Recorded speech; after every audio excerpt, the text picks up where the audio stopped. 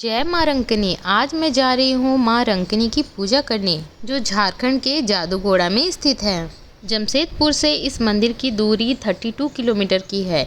यहाँ आने के लिए बहुत सारे रास्ते हैं, जैसे कि आप सुंदरनगर पहुँचने के बाद लेफ्ट साइड में जो रोड जाता है उससे आप बहुत इजीली जादूगोड़ा पहुँच सकते हैं, या फिर आप सीधे हाता आने के बाद फिर जादूगोड़ा जा सकते हैं। लेकिन हाता वाला रोड आपको बहुत लंबा पड़ेगा और सुंदरनगर वाला रोड बहुत जल्दी पहुँच जाइएगा। तो चलिए इस मंदिर की कुछ खास बातें आपको मैं बताती हूँ। इस मंदिर को कपड़गड़ी घाट रंकनी मंदिर के नाम से भी जाना जाता है। माँ रंकनी मंदिर के बारे में कहा जाता है कि देवी रंकनी एक पत्थर पर विराजमान है और वह आज भी जागृत है। घने जंगलों में यात्रा करने वाले लोग अपनी सुरक्षा और कल्याण के लिए रंकनी देवी की पूजा किया करते थे। यह मंदिर भक्तों की आस्था और विश्वास का केंद्र है, इसलिए यहाँ दूर दूर से लोग पूजा अर्चना करने आते हैं। यहाँ लाल चुन्नी में नारियल बांधकर मन्नत मांगी जाती है और माँ सभी की मुराद पूरी करती है। तो हम भी आ गए हैं अपनी मुराद लेके माता के चरणों में। देखिए हम लोग पहुँच गए हैं रंकनी मंदिर। अभी हम लोग जस्ट पहले गए थे हरना मंदिर, और हरना मंदिर में दर्शन करने के बाद जादूगोड़ा सामने में ही है, तो सोचे कि यहाँ भी दर्शन कर लेते हैं। और सभी के साथ घूमना बहुत ही अच्छा लगता है। और आपने देखा होगा मैं कहीं भी जाती हूँ अधिकतर मैं फैमिली के साथ ही जाती हूँ। देखिए जब अभी हम पहुँचे हैं तो कितनी तेज़ बारिश हो रही है, और बारिश के कारण देखिए यहाँ पे कितना खाली खाली है, ज़्यादा लोग नहीं है। इससे पहले भी मैं एक बार आई थी तो बहुत यहाँ पे लाइन लगाना पड़ता था, लेकिन अब देखिए खाली खाली हम लोग आराम से देवी माँ के दर्शन कर सकते हैं। तो चलिए फिर जल्दी से पूजा अर्चना करते हैं। तो देखिए यहाँ पे एक छोटा सा दुकान है जहाँ पे आप पूजा की जो सामग्री होती है वो खरीद सकते हैं और फिर यहाँ पे पूजा कर सकते हैं। और यहाँ सामने में ही देखिए एक प्यारे से बजरंगबली है और सभी लोग यहाँ पे भी पूजा अर्चना कर रहे हैं। तो चलिए हम भी यहाँ पे शीश झुकाते हैं और इनसे ढेर सारे आशीर्वाद लेते हैं। और देखिए इसके जस्ट सामने में ही यहाँ एक बट वृक्ष है जहाँ पे कितने सारे मन्नत के नारियल बांधे हुए हैं। देखिए लोग कितने परेशान हैं, कितने दुखी हैं। इन नारियलों को देख के आप पता लगा सकते हो। चाहे सुख हो चाहे दुख हो, लोग हमेशा अपनी माता को ही याद करते हैं, और इसीलिए कोई भी छोटी बड़ी परेशानी हो अपने माता के दरबार जरूर आते हैं। इसीलिए देखिए यहाँ पे इतने सारे नारियल बंधे हुए हैं, और मैं चाहूँगी कि देवी माँ सब की मुराद पूरी करे।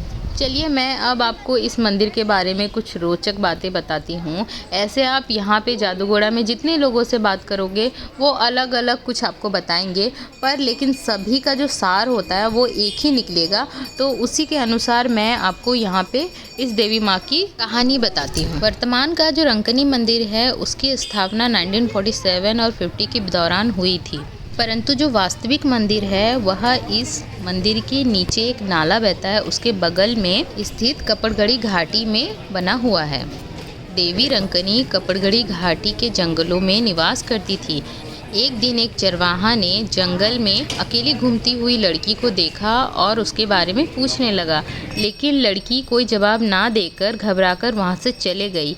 वहीं पास में एक धोबी कपड़े धो रहा था और देवी जाके उसके कपड़ों के थैले में घुस गई। जब चरवाहे को लड़की नहीं मिली तो वह अपने घर लौट गया, और इसी बीच कपड़ों में छुपी लड़की पाषाण का रूप ले ली।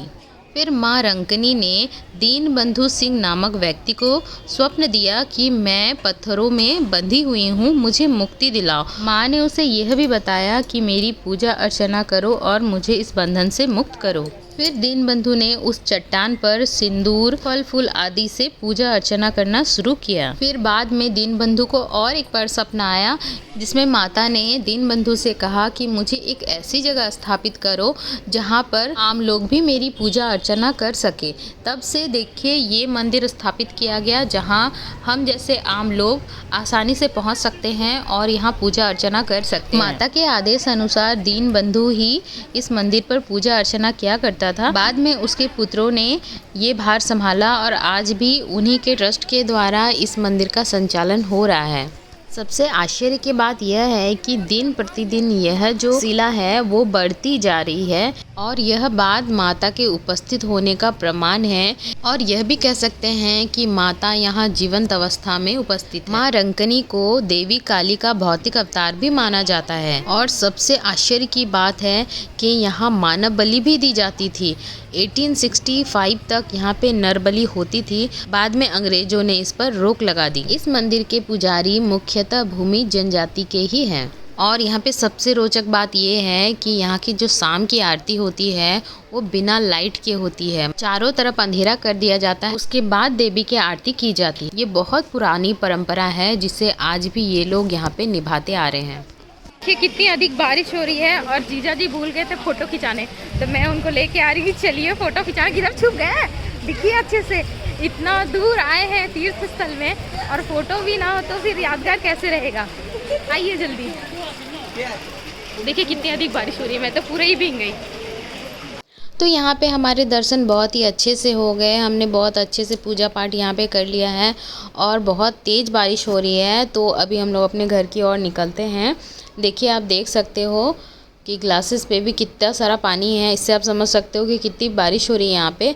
नहीं तो ऐसे हम लोग दूसरे दिन में आते ना तो बहुत अधिक भीड़ होती, पर देखिए पानी की वजह से आज बहुत कम भीड़ है। और यहाँ पे एक छोटा सा पार्क है जहाँ पे बारिश की वजह से बच्चे नहीं खेल पाए। अगर बारिश नहीं होती ना तो बच्चे बहुत प्यार से यहाँ पे खेलते। ये जस्ट नया नया अभी बना है, तो बहुत ही अच्छा लग रहा है कि यहाँ इस जगह का विकास बहुत तेज़ी से हो रहा है और दूर दूर से श्रद्धालु यहाँ दर्शन करने के लिए आ रहे हैं। पहले इतनी भीड़ यहाँ नहीं होती थी, फिर जैसे धीरे धीरे लोगों को पता चलने लगा, लोगों की मन्नतें पूरी होने लग गई, उसके बाद से ही बहुत अधिक भीड़ होने लग गई। लोग दूर दूर से आते हैं यहाँ पे। भगवान अपना आशीर्वाद हम पे बनाए रखे कि हम फिर से यहाँ पे आ सके माता रंकनी के दर्शन के लिए। तो सभी मेरे साथ बोलिए जय माँ रंकनी। और सभी से मैं एक बात कहना चाहूँगी कि मैं बहुत मेहनत करती हूँ, मैं बहुत दूर दूर जाके बहुत ही जागृत मंदिरों में जाके पूजा करती हूँ और आपको इतने अच्छे अच्छे जागृत मंदिरों के दर्शन करवाती हूँ। तो इतना तो हक मेरा बनता है कि एक लाइक कमेंट एंड शेयर कर सकते हैं। अगर ठीक है आप कमेंट नहीं कर सकते तो कम से कम आप एक लाइक तो कर सकते हो। इतना तो अस्कत मत करो यार।